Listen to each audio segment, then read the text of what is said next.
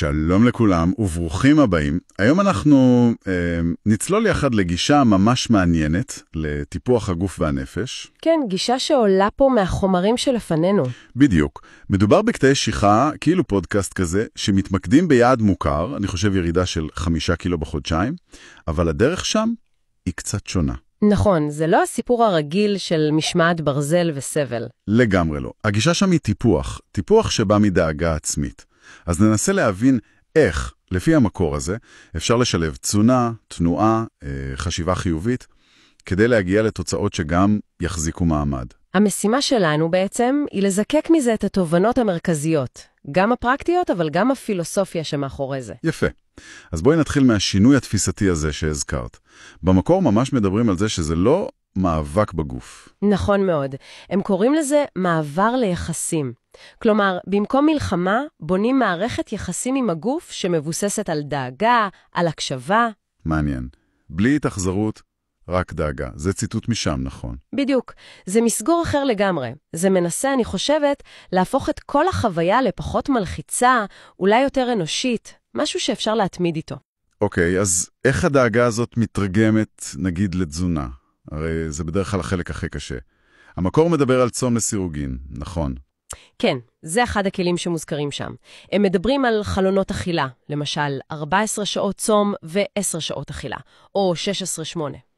16-8 זה די פופולרי היום. נכון, הדוגמה שהם נותנים זה נגיד לאכול בין 10 בבוקר ל6 בערב, ואחרי 6 רק מים, תה צמחים, דברים כאלה, בלי קלוריות. ויש שם הסבר ללמה זה טוב, מעבר לקיצור זמן האכילה? כן, המקור מציין כמה השפעות פיזיולוגיות אפשריות. טוענים שזה יכול לעזור להאיץ קצת את המטאבוליזם, לייצב למות אינסולין, ואולי אפילו להפחית תיאבון. הבנתי.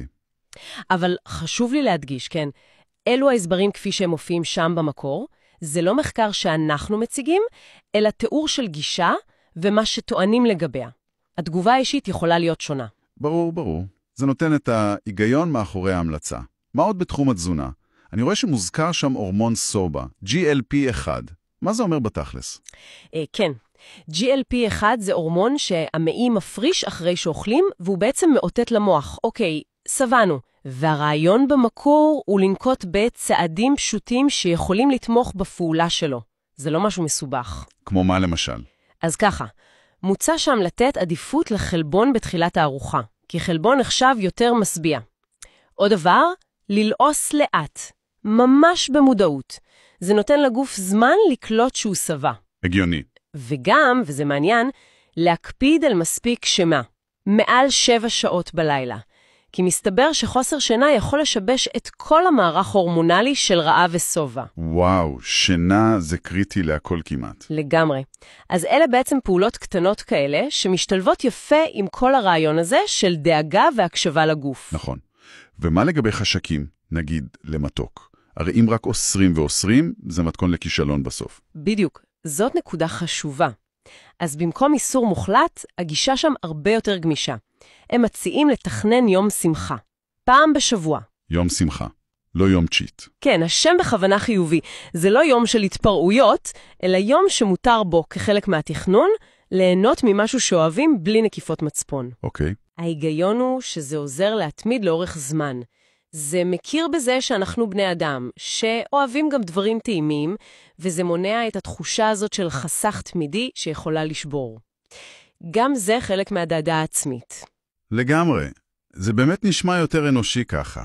המקור נותן גם איזה דוגמה לתפריט יומי, סתם כדי לקבל כיוון? כן, יש שם מסגרת כללית כזאת. נגיד חביתה וסלט בבוקר. קלאסי. אגוזים וקפה כזה בין הארוחות. צהריים זה יכול להיות עוף, קינוע, ירקות. ובערב משהו קל כמו גבינה או מרק. אבל שוב, זו רק דוגמה, לא תפריט מחייב. ברור, אז דיברנו על תזונה. מה לגבי פעילות גופנית? איך גישת הדאגה הזאת נכנסת לתמונה שם? אז גם פה, אותו עיקרון, הנאה ועקביות במקום ענישה או מאמץ מוגזם שלוקף לנו איתו. כן. הדוגמה הכי חמודה בעיניי משם זה 15 דקות ריקוד בבית. לשים מוזיקה שאוהבים ופשוט לרקוד.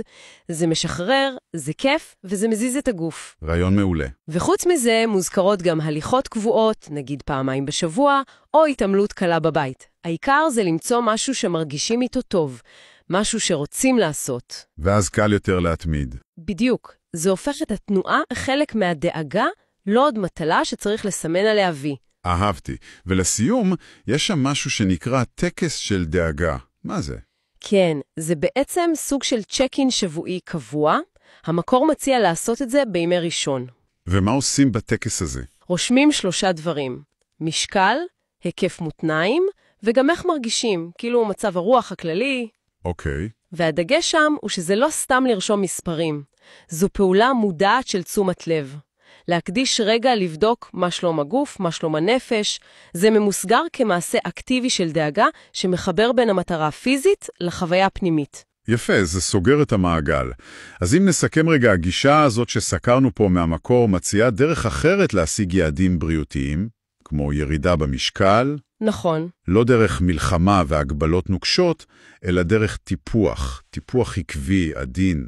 כן, זה שילוב של אסטרטגיות תזונה מודעות, תנועה שמקורה בהנאה, ותשומת לב כללית למצב שלנו. ואחת האמירות החזקות משם, שלדעתי מסכמת את זה יפה, היא, אני בדאגה, לא בדיאטה. לגמרי. והמטרה היא לא רק לרדת במשקל, אלא להגיע לרווחה כללית, ליצור שינוי שאפשר לחיות איתו לאורך זמן.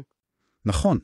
התובנה המרכזית היא באמת המעבר הזה ממאבק ושליטה לדאגה וטיפוח. בדיוק. הגוף שלי, הבית שלי, כמו שנאמר שם. זה משפט חזק. וזה אולי, אתה יודע, מוביל למחשבה מעניינת ככה לסיום, מעבר לנושא הספציפי של בריאות הגוף. כן. איך אפשר ליישם את העיקרון הזה של דאגה במקום מאבק, גם בתחומים אחרים בחיים שלנו? מעניין. איך זה היה נראה אם היינו ניגשים, נגיד, לאתגרים בעבודה, או בלמידה, או אפילו במערכות יחסים שלנו, מתוך נקודת מבט כזאת של דאגה, דאגה לעצמנו, לתהליך, לתוצאה, במקום מתוך לחץ ומאבק מתמיד? זו בהחלט שאלה ששווה להרהר בה. נקודה מצוינת